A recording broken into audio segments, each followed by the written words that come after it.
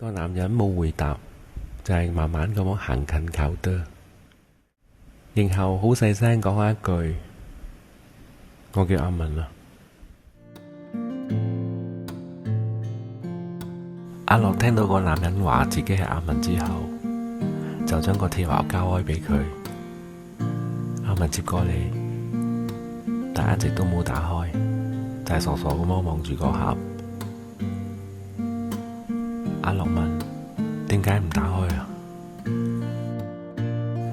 阿文講：我離開咗爸爸20幾年，冇諗到喺呢度可以見到呢個盒，我反而唔敢打開啊！阿樂冇催佢，就係將一杯咖啡擺到佢面前，兩人坐低。阿文開始講起20年前，佢爸趕佢走嗰個晚，佢一直以為佢爸根本唔要佢，所以呢20年嚟，佢一直逃避，搬屋企、換電話，甚至乎換工作，就係唔想俾佢阿爸搵到。阿樂問：點解今日又返嚟嘅？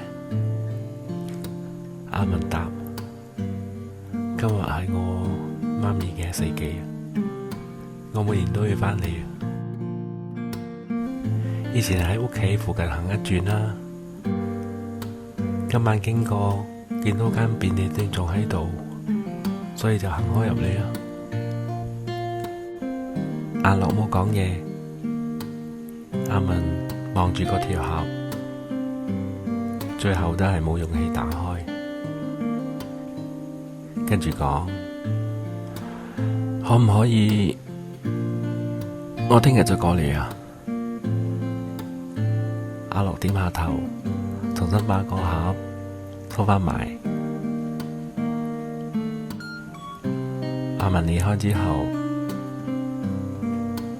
阿樂望住個鐵盒，自言自語：究竟入邊裝啲乜嘢呢？係答案呢？定係遺憾啊？